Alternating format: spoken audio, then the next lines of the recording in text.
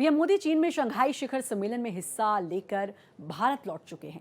SCO summit से निकले संदेश और तस्वीरों को लेकर दुनिया भर में चर्चा हो रही है। सम्मेलन में जिस तरह से पीएम मोदी चीनी राष्ट्रपति शी जिनपिंग और रूस के राष्ट्रपति व्लादिमीर पुतिन के साथ नजर आए, उसके अपने मायने हैं। जानकारों का यह मानना है कि भारत ने इस सम्मेलन के जरिए अमेरिका को एक संदेश दे दिया है। संदेश ये है कि हम ट्रंप के टैरिफ के सामने झुकने वाले नहीं हैं। खास बात यह है कि एससीओ सम्मेलन की तस्वीरों पर जिस तरह से अमेरिका की प्रतिक्रिया आई है, वो ट्रंप की बेचैनी को साफ दिखा रही है। अमेरिका की प्रतिक्रिया से यह साफ है कि वो भारत के हर कदम पर नजर रख रहा है। भारत की एससीओ में चीन और रूस से करीबी से ट्रंप को मिर्ची लग रही है। इसका अंदाजा ट्रंप की इस प्रतिक्रिया से समझा जा सकता है कि एससीओ सम्मेलन के खत्म होने के कुछ समय बाद ही ट्रंप ने भारत और अमेरिका के बीच ट्रेड संबंधों की आलोचना करते हुए उसे त्रासदी करार दे दिया।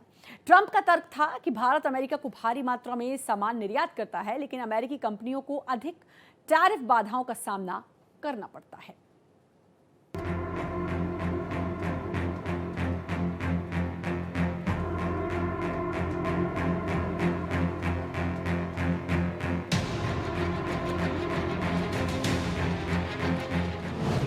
Modi, Putin, Jinping.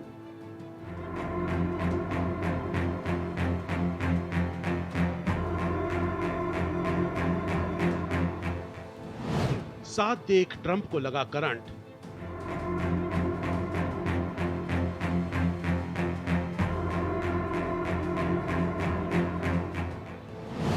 भारत को बताया महान।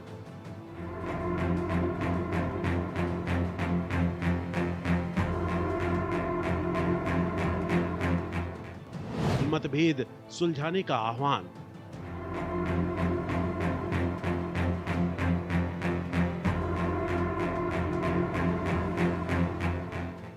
अमेरिका में ट्रंप पर प्रहार। I think at the end of the day, India is the most populous democracy in the world. Their values are much closer to ours than to China's.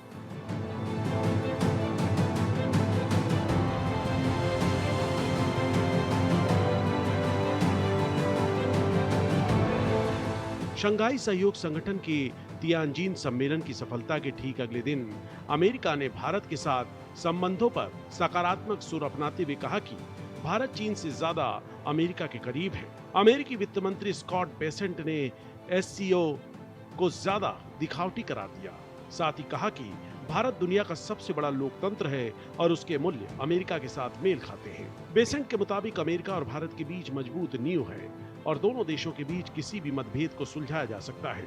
अमेरिकी वित्त मंत्री ने भारत के प्रधानमंत्री नरेंद्र मोदी की हालिया मुलाकात का भी उल्लेख किया, जिसमें पीएम मोदी ने रूस के उपराष्ट्रपति व्लादिमीर पुतिन और चीन के राष्ट्रपति शी जिनपिंग से एससीओ शिखर सम्मेलन में मुलाकात की थी। बेसेंट ने कहा कि भारत की मूल्य प्रणाली अमेरिका के करीब है, न कि रूस और चीन के। इसमें कोई संदेह नहीं कि कल एससीओ समिट में पुतिन, जिनपिंग और मोदी जी की एक जो केमिस्ट्री नजर आई है, गहरे दोस्तों की तरह, उसको देख के ट्रंप की नींद उड़ गई है। और फिर ट्रंप की नींद ही नहीं उड़ी है, साथ में बहुत बड़ी मिर्ची भी लगी है, क्योंकि वो इस दबाव में, इस प्रभाव में थे कि मेरी इस टैरिफ पॉलिसी से कई देश मेरे दबाव में आ जाएंगे, लेकिन ऐसा नहीं हुआ। वहां के विदेश मंत्री तभी भारत के हित में, भारत के पक्ष में अब अमेरिका की बात कह रहे हैं। बेसेंट ने रूस के खिलाफ सभी विकल्प खुले होने की बात कही। यह यूक्रेन युद्ध के बीच रूस को लेकर ट्रंप प्रशासन की आक्रामक नीति को दर्शाता है। ये बयान एससीओ सम्मेलन के बाद आया है, जहां प्रधानमंत्री नरेंद्र मोदी ने रूसी राष्ट्रपति व्लादिमीर पुतिन और चीनी राष्ट्रपति शी जिनपिंग के साथ बेहद गर्मजोशी से मुलाकात की। भारत का रूस के साथ साथ चीन के करीब जाना पश्चिमी देशों के लिए चिंता का विषय बन गया है। एससीओ के बारे में बेसेंट ने कहा, ये एक पुरानी बैठक है जिसे शंघाई सहयोग संगठन कहा जाता है, और मुझे लगता है कि यह ज्यादातर दिखावटी है। अंत में भारत दुनिया का सबसे अधिक आबादी वाला लोकतंत्र है। उनके मूल्य हमसे और चीन से ज्यादा रूस से मेल खाते हैं। उन्होंने भारत के साथ व्यापारिक तनाव के समाधान का भरोसा जताते हुए कहा कि मुझे लगता है कि अंत में दो महान देश इसे हल कर लेंगे। हालांकि उन्होंने भारत की रूस से तेल खरीद की आलोचना की।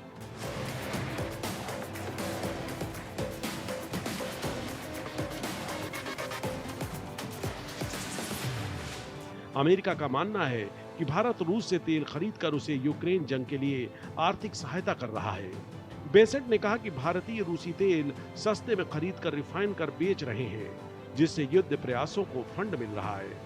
ये टिप्पणी ट्रंप प्रशासन द्वारा भारत पर लगाए गए 50% टैरिफ के संदर्भ में आई, जो रूसी तेल आयात और धीमी व्यापार वार्ता पर आधारित है। बता दें, एससीओ सम्मेलन 31 अगस्त से 1 सितंबर तक चीन के तियानजिन में संपन्न हुआ। इसमें रूस, चीन, भारत समेत सदस्य देशों ने विकास बैंक स्थापित करने और पश्चिमी प्रभाव के खिलाफ एकजुटता पर जोर दिया। मोदी, पुतिन और शी की त्रिपक्षीय मुलाकात ने दुनिया का ध्यान खींचा।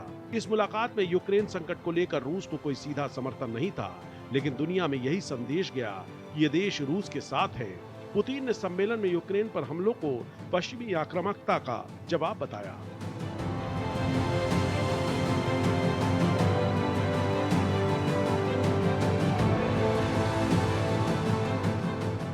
बेसेंट के बयान से साफ है कि अमेरिका एससीओ को गंभीरता से नहीं ले रहा है, बल्कि इसे रूस चीन का प्रचार माध्यम मान रहा है। उन्होंने रूस पर फोकस करते हुए कहा कि राष्ट्रपति पुतिन ने ट्रंप के साथ हुई अलास्का बैठक के बाद बमबारी बढ़ा दी है, जो घृणित है।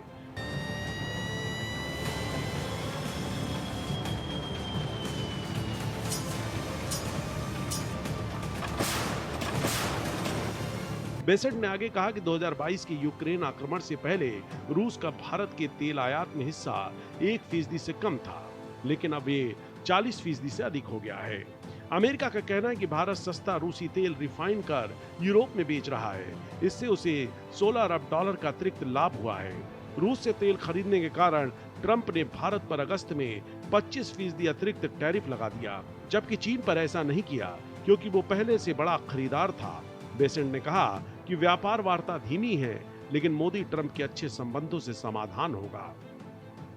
ट्रंप की जो ये टैरिफ वाली पॉलिसीज हैं, ट्रंप का ये कहना है कि भाई भारत अगर हम पर वो जो भारी टैक्स लगा रहा था तो ये तो हमने उनकी वजह से किया है, लेकिन सवाल यहाँ पे ये है कि टैरिफ लगाकर अमेरिका ने अपने ही पैरों पे कुल्हाड़ी मार ली है और उसके अपने ही देश में उसकी लोअर कोर्ट्स और हाई कोर्ट्स उसकी नीतियों को क्रिटिसाइज कर रहे हैं और उसका विरोध कर रहे हैं। दरअसल आपको बता दें कि भारत के खिलाफ ट्रंप की टैरिफ पॉलिसी अमेरिका के व्यावसायिक हितों से जुड़ी नहीं है, बल्कि इसके पीछे ट्रंप का घोर निजी स्वार्थ है।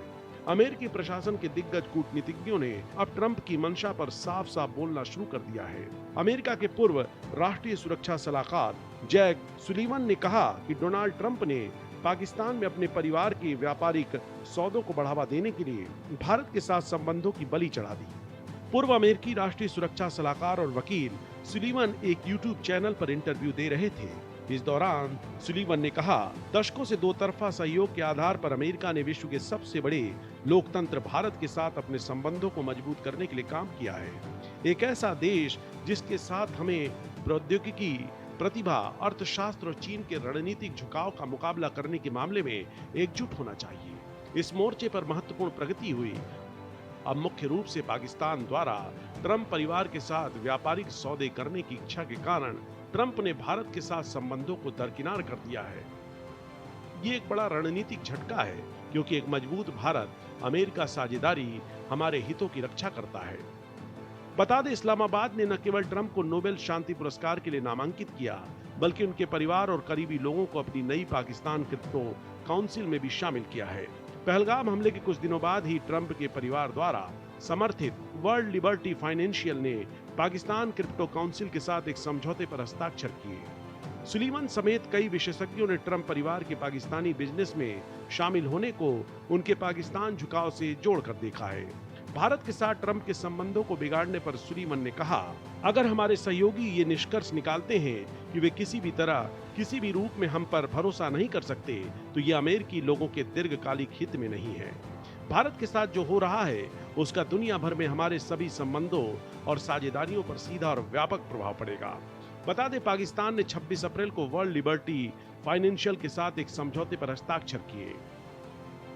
Family business world liberty financial एक ऐसी कंपनी है जिसमें डोनाल्ड ट्रंप के बेटे एरिक, डोनाल्ड ट्रंप जूनियर और दामाद जेरेड कुशनर की 60% हिस्सेदारी है। WLF के होम पेज पर अमेरिकी राष्ट्रपति के एक भव्य चित्र के साथ डोनाल्ड जे ट्रंप से प्रेरित शब्द को प्रमुखता से दिखाया गया है।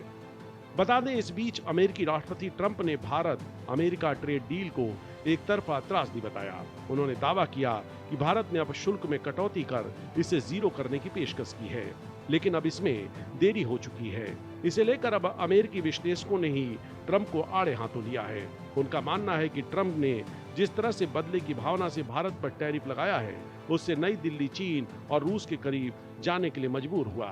ट्रंप ने कहा कि भारत रूस से भारी मात्रा में तेल और सैन्य उपकरण खरीदता है, जबकि अमेरिका से बहुत कम खरीदता है। उन्होंने कहा, बहुत कम लोग ये जानते हैं कि हम भारत के साथ बहुत थोड़ा व्यापार करते हैं, लेकिन वे हमारे साथ बहुत ज्यादा व्यापार करते हैं।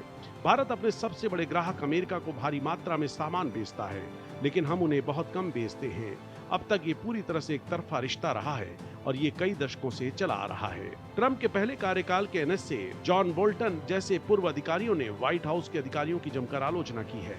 ऐसा लगता है कि ये सब ऊपर से ही हो रहा है, क्योंकि राष्ट्रपति ट्रंप खुद भारत के खिलाफ अपने बयानों से भारत के प्रति अपनी नाराजगी का संकेत दे रहे हैं। Bureau report, Bharat express.